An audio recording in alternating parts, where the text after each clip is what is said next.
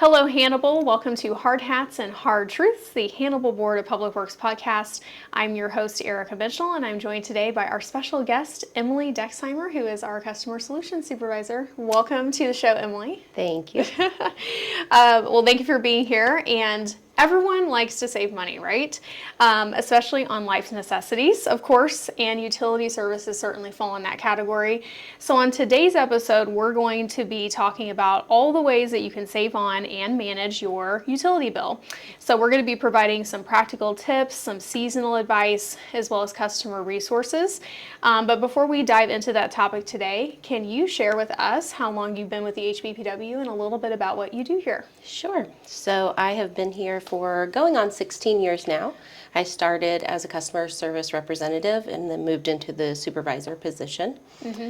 So right now I'm really privileged to lead a team that I help train and equip them. They are very interested in learning about the utility business so that they can help our customers troubleshoot what their individual problems are. Oh yeah, absolutely. No, we have a wonderful team up there, and we appreciate what you do and everything that they do, certainly, for our community. So as we go into our topic for today, from your experience of working with customers, which you've worked with customers for a really long time here, notably, regarding their utility bill, what would you say are the biggest factors that impact a customer's utility bill?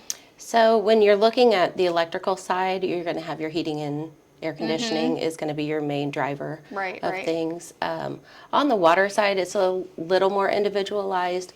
What we find people have the most trouble with is toilets. They're actually very sneaky. Sometimes they are running and you can't really hear them. They might be on and then off. So it's hard to hear, and they can pull a lot of water through there. So we teach a lot of people how to do dye tests on their toilets, which is a pretty simple procedure. You just take off the back of the tank, put something in that water that's going to add some color. So whether that's a dye, a Kool-Aid, the rest of your pot of coffee, and just kind of watch for it to seep into the bowl or for it to dissipate out of there to know if something's leaking through. Yeah, definitely. And I've even had that issue before where you're just like, is there water still continuing to fill in there? And then, you do the dye test, and then that tells you if you got a slow leak, and it's like a silent, deal. So what would you say are kind of some no-cost or low-cost energy saving tips? Well, really my first go-to for our customers is to download our Smart Hub app. It's a great feature. Knowing your trends, knowing how you're using utilities, because really the savings in utilities is about conservation. So if you go on there, you can look at what your usage looks like. You can see your electric use and overlay it with a map, a grid that's going to show you what the weather was like on those days at those times. You can look at your hourly water usage. So you can kind of think back, okay, what was happening in my home that's driving that utility use? So what appliances were running? Did my kid take a 45-minute shower? That sort of thing. I actually had a customer who was looking at that, and he noticed he had 5 gallons of water like every hour, 24/7. He's like, that's not right. So he started looking around, and he actually found a very small leak on the back side. He had an outdoor sink where that water supply came in. It was dripping out. It was going in the landscaping, and he might not have seen it without being alerted through that Smart Hub app. He might not have really noticed it, but he was able to find it and fix it within a couple days. And I've heard that story from another customer who said that they are so thankful for your team because you are watching some of that stuff, and you're helping customers sign up so that they can see it for themselves through their app. But they wouldn't have known unless they had talked to your team about that. So again, another benefit of having that locally owned and operated utility. So, talking about seasonal maintenance, we do know that there's times of the year, everybody knows, like the winter time when it's really cold and the furnace is going to be running a lot more. If it's really hot in the summer, the AC is going to be running a lot more. What are kind of some seasonal maintenance tasks that you educate customers on that can help them lower their energy costs? Well, one thing to always consider on our website, you have a lot of good tips about weatherization. Right. We look a lot about, drafts that are coming in. You think of that more in the winter probably, but that heat can seep back and forth just as easily. There's going to be lots of things at stores you can buy to kind of seal up those drafts. You can also use what you already have at home. You could take a long sock and fill it with rice and put it down at your door jamb or in your windowsill to help. Yeah. You know, use a blanket to cover up a window if you need to, that sort of thing. Because sometimes you can't run out and buy something, you know, but you can use what you have to kind of stop those drafts that are going through pretty easily and pretty inexpensively. Yeah. We talked about the air conditioning and the heating, so, you know, making sure that your filters are cleaned out, that you're changing those on a regular basis. If you can get it serviced and afford to do that regularly, that always helps as well. But also just making sure maybe outside that the unit doesn't have a lot of vegetation around it, it has a lot of airflow. While you're out there, you might want to check your dryer vent, make sure that it's cleaned out, because that's going to help your dryer run more effectively. It's going to help you with the little fire hazards too, so that's another good benefit of that. Yeah. So yeah, and you know, I have, you know, someone that services my own air conditioner, and he told me that the most overlooked part about maintaining an HVAC system is just not changing the filter. You wouldn't believe how it's so easy to just let that filter sit in there for a year. Right. And he's like, it's putting so much pressure on the unit. It's going to cause more, you know, damage in terms of like repairs are going to come faster if you're not changing that, because if you think about it, the airflow is not able to move through. Right. And so just keeping that, and not to mention it's going to have to run longer because the airflow is restricted, and that's going to lead to more, you know, higher electric bills and things like that. So I think that is the biggest thing, is that people like set a reminder on your phone. That's what I do to make sure that that filter gets changed, you know, however many months, depending on how old your unit is. But that is definitely one that's overlooked. So that's a good point.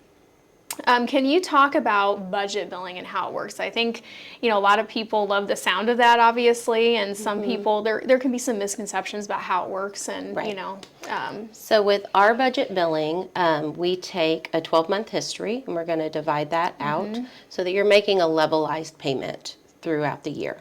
We do recalculate quarterly just to keep people on track. Right, which is great. The point of it's to kind of stop those peaks that you get, the peaks and valleys. You know, summer and winter, you're going to have higher bills generally. In the spring and fall, things are normally lower because you're not using those air conditioning units, that sort of thing. Right. So the weather's not quite as dramatic generally around here during those times. You are still, though, responsible for your utility use, so that's why we recalculate it quarterly, because we want to keep you on track and make small changes instead of making like one yearly big change, depending on what you've used. Yeah, which the whole point of the budget billing is to level that out, so then if it's not recalculated every quarter like what your team does, then it's like defeating the purpose of that. If they have, like, if they end up, you know, we have a much hotter summer, because we do have summers that are like cooler or warmer, you know, and then there's some months like July and August are usually very warm, and so you may use a lot more than you would have in May and June, for example, and then, you know, and so I think that's a great thing that we offer, is that we are recalculating that so that it's in bite-sized chunks instead of you know, all at the end of the year. Or it could be opposite, you know, maybe, you know, you're getting money back, you know, depending on if your usage is, you know, I think what is great is that you do have some power, you know, over that in terms of the energy conservation, which is the point that you're making. So now there may be an instance where a customer is struggling and perhaps budget billing is not the best option for them. So what other payment assistance options exist to help out those customers? So sometimes, you know, you don't need that levelized plan, but maybe you're just in a bind this month. Maybe you realize that, you know, your bill needs to be paid by Wednesday, you don't get paid until Friday. What am I going to do? So if you call our team, we have what we call payment arrangements. So those can be utilized every 3 months, and we can kind of talk you through what your options are and that sort of thing. But kind of just to help you ward off some of those late fees, keep services on, so that you have that option. We also work with some local payment assistance agencies. Mostly that's going to be Douglas Community Services, NECAC, and Salvation Army. But there's some churches that have benevolence programs. So, especially if like you're tuned in with a church, that's a great resource for you too. A lot of times they can step in and pay part of the bill or all of the bill just to kind of help you get back on track and keep things moving. Again, keeping lights on, keeping water flowing, because that's what we're really in the business to do, is to provide utilities and what we want. Absolutely. Yeah. So we keep a good partnership with those community agencies. And, maybe you're on the kind of the flip side and now you can help out a little bit. We also offer a roundup program. So any of our customers can round up their utility bill to the next dollar. We take all those funds and we send them to Douglas Community Services. Mike Blaze is over there and administers the program for us. And he does a great job working with our community members, and we really appreciate what he does to kind of give back to help people who need help with their BPW bills. Yeah, yeah. So there's a lot of options out there depending on what your need is at that time, because situations change, from month to month. And what is so great is we have a team that's right here that is you're going to reach a live person that's going to be able to talk about your situation and help you, pick the right option for you. And I think that's fantastic for this community, because there's some communities that don't have a public entity that provides their utility services, and they have to go through websites, forms, or not be able to talk to anybody. They have to go through the command prompts, and and then they don't reach anybody still, or they have to leave a message and they don't get a call back. And I think that is something that is really really great. Yeah, and what's great too is, even though we are smaller than some of those great big utilities, we still are able to offer some of those things. So maybe you work a different schedule and you can't call during the day. We have website submissions. We have on Smart Hub, you can send us a message and we can email you back, because maybe you'd rather email with someone about something. Maybe the time just doesn't work out. Yeah. So still having those options, I think, is great too.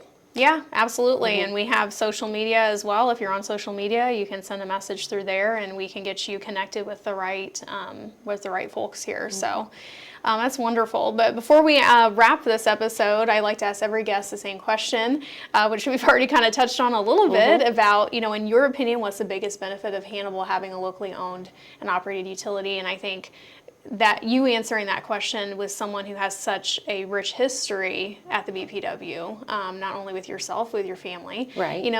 I think your answer to this question would be really, enriching for the audience. So.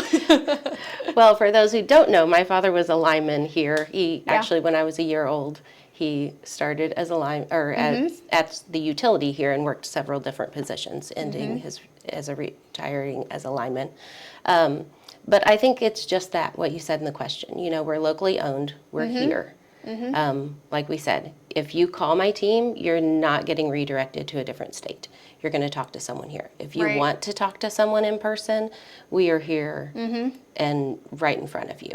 And you can walk in and you can just have a conversation with us, which is sometimes nice, just to be able to face-to-face look at a paper together and talk things through.